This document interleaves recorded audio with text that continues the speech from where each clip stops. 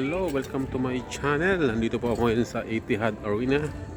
Kasalukuyan po nasa event ng Disney on Ice. Ngayon po, ano po sa tabi ng Etihad. Let me talk the video around the Etihad Arena.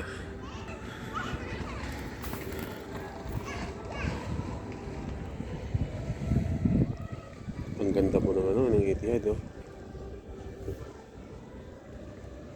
Beside the sea, oh.